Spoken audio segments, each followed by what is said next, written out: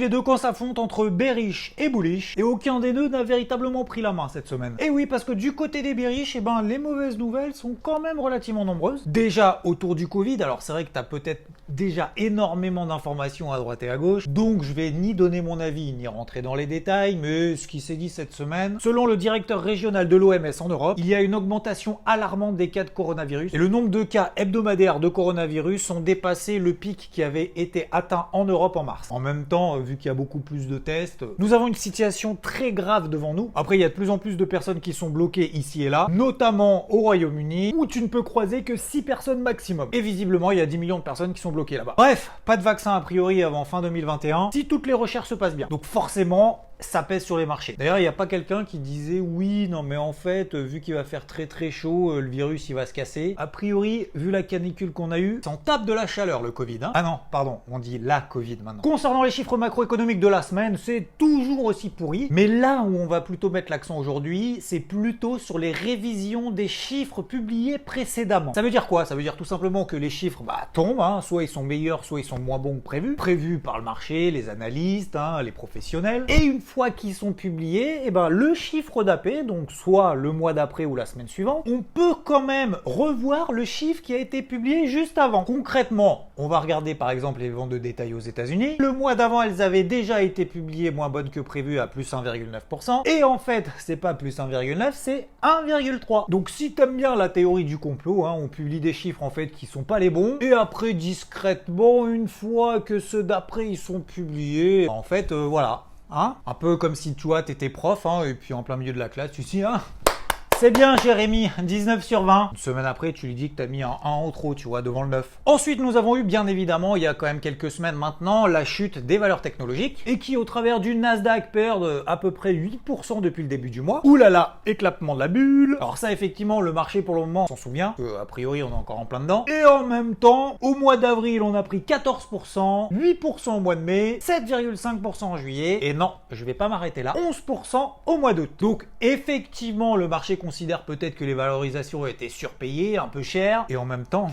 ce qui est bon est cher. C'est vrai que bon, si t'es un amateur du vin, hein, c'est pas forcément parce que la bouteille est à 1500 boules que c'est forcément tu vas aimer, tu vois, ou qu'il est bon. Mais globalement, c'est vrai que si les technos sont chers, c'est qu'il y a du cash, de la marge, de la visibilité, qu'elles font encore un peu d'argent malgré le contexte actuel. Un peu d'ailleurs comme le luxe en France, hein, oui, parce que c'est à peu près le seul secteur qui s'en sort, avec notamment l'action Kering qui est à plus 16% depuis le début du mois de septembre et qui est pas très loin finalement de ses records historiques. C'est cher, mais ça marche. Et dans la catégorie bearish, toutes les boîtes finalement qui sont mal depuis le début de la crise, elles le sont encore, hein, malgré les aides, etc., etc. Pour le moment, c'est compliqué. Bon, il n'y a pas que des news négatives. Voyons maintenant le verre à moitié plein. Et oui, parce qu'il n'y a pas que des mauvaises nouvelles. L'OCDE, comme on l'a vu cette semaine avec le nouveau format débrief daily, oui, c'est l'heure de la publicité en te disant que oui, il y a un débrief hebdo tous les dimanches à 10h, mais il y a également le débrief daily tous les jours ou quasiment à 19h45, donc tu t'abonnes.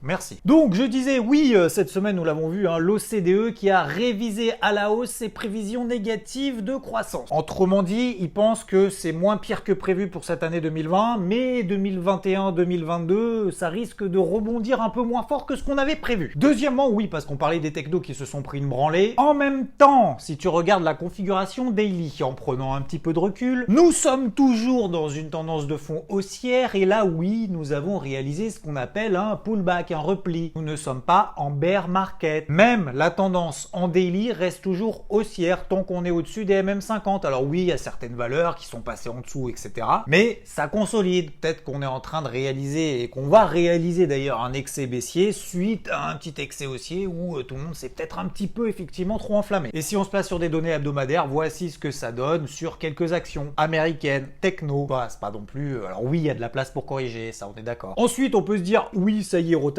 sectorielle, les technos c'est pourri, plus personne n'en veut. Alors là aussi, hein, on l'a fait dans le débrief daily cette semaine, donc très brièvement. Sinon, tu cliqueras sur peut-être le petit truc là qui s'affiche à gauche ou à droite au-dessus de moi. C'est l'introduction de Cornflakes, Snowflake. Et elle a fait x2 le premier jour de son introduction en bourse. Et Et Warren Buffett, il s'est barré des secteurs qui vont mal, notamment le secteur aérien, comme tu le sais au premier trimestre de cette année, où il s'est coupé à peu près le bras, toutes les valeurs qui sont pas chères, notamment les Air France qui valent 3 euros. Et il a décidé justement de se placer plutôt sur ce type de valeurs techno, notamment Snowflake, où il a quand même, alors pas encaissé véritablement, parce qu'il a pas tout sorti le premier jour de cotation, mais que la valorisation de sa participation au capital de Snowflake a pris quand même 800 millions de dollars en une journée. Bref, les technos, c'est pas mort encore. Et ensuite, nous avons des tendances de fond qui restent haussières. Même d'ailleurs en Europe, si tu regardes le CAC ou le DAX, certes, c'est les plus faibles à rebondir, c'est un peu les plus mollassons, les chèvres. Et en même temps, ils décrochent pas. Bien au contraire, alors oui, c'est poussif. Donc oui, on a bien galéré cette semaine, notamment sur le DAX. Même d'ailleurs sur l'ensemble des indices, oui, il y a eu des petites accélérations haussières, mais sans plus que ça. Et en même temps, ceux qui sont short, des petites accélérations baissières, et à chaque fois le support il tient. C'est la même chose d'ailleurs sur le Nikkei, tu vas au Japon, c'est pas forcément mieux. Voici le graphique en daily. De son côté, le pétrole lui explose, mais lié à des spéculations autour, tu sais, de l'ouragan Sally. Là aussi, débrief daily. On est clairement loin des cours du baril de pétrole WTI qui était négatif, tu te souviens, au mois de mars. Même si, ok, c'est que de la spéculation peut-être liée plutôt à une baisse de l'offre, donc à la fermeture de vannes de certaines productions, notamment dans le golfe du Mexique, et que c'est pas forcément une hausse de la demande et donc de la consommation, mais les cours du pétrole montent. Ça, on l'avait vu cette semaine. Parce que comme je le dis très souvent, le pétrole, quand il part vraiment. Il fait pas semblant. Ça marche dans les deux sens. Et l'euro-dollar qui est toujours dans sa tendance de fond. Tu te souviens, le changement d'épaule, etc., les petites jongles, dans le dernier débrief hebdo. J'ai déjà insisté là-dessus, donc j'y reviendrai pas forcément, mais tu vois, tendance haussière, bas de range, qui succède à une tendance de fond qui reste toujours haussière. Donc pour le moment, tant que le support il tient 1,1750, 1,1780, je cherche toujours des achats. Alors après, oui, effectivement, en termes d'ambition, je vise pas non plus un 25 ou un 30, mais c'est pas parce que t'es acheteur que tu vises forcément à chaque fois la lune ou le trou. Faut être un petit peu mesuré, soit dans tes propos, soit dans ton trading. Et après, si j'essaye de connaître un petit peu quel est le sentiment de certains stratèges, notamment Bénédicte, je te prononcerai pas ton nom parce que je sais pas forcément le prononcer, stratège Cross Asset chez BNP Paribas à Londres, qui a divulgué une note à ses clients en disant oui, bien que le sentiment du marché reste fragile, là-dessus on est d'accord, les fondamentaux derrière le rallye, pour le moment, n'ont pas véritablement changé. Donc, nous gardons le biais haussier sur nos valeurs en Europe. Fin de la citation. Tout ça pour dire que ce qui monte continue à monter. Par exemple, le secteur du luxe, notamment en France, est parmi les valeurs d'ailleurs du CAC 40. Si tu prends les 4 plus fortes hausses du CAC depuis le début du mois, il y en a 3, c'est du luxe. Kering, LVMH, Hermès. On a des secousses à court terme, certes, où tu sens qu'il y a tout qui peut basculer à la moindre news. Donc là, on a affaire finalement à une bataille acharnée entre acheteurs et vendeurs, personne prend la main. Et en même temps, tu sens que chacun des deux camps est prêt à,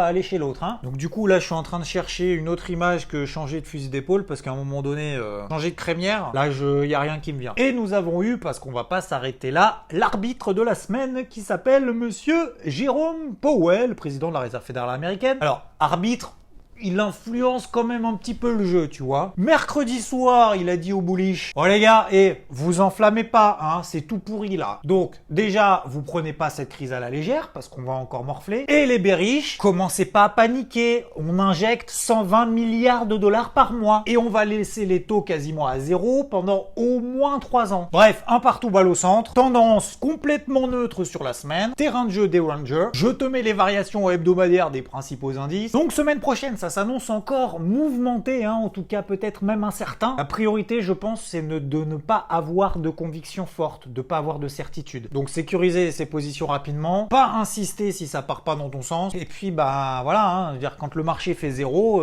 si tu fais zéro, c'est pas grave. Et plutôt aller là où se passe l'action, là où il se passe des choses, comme on l'a vu par exemple sur l'eurodoll, qu'on l'a vu sur le pétrole. C'est pas forcément des actifs qu'on préfère, qu'on aime, et en même temps, tu vois, par exemple le pétrole, c'est parti direct. Mettre un ticket là-dessus, ça peut faire la semaine. Élargir son champ de vision aussi. Cette semaine, par exemple, Rod a fait beaucoup d'actions. Ce qu'on appelle du stock picking. Du stock pick. Voilà. Pas que c'est forcément facile, mais moi, tu t'emmerdes pas sur les trucs où il se passe rien. Et à inventer quelque chose qui ne se passe pas. En grand merci encore pour votre soutien, que ce soit dans le débrief hebdo ou le débrief daily. Je te souhaite un excellent dimanche, une excellente semaine, sauf que on se retrouve déjà demain.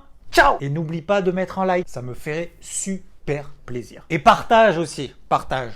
Partage, partage. C'est important le partage. Et prends soin de toi. Et prends soin des autres surtout. Hein? Parce que quand tu le mets le masque, ça te protège pas toi, ça protège les autres. Donc fais pas chier.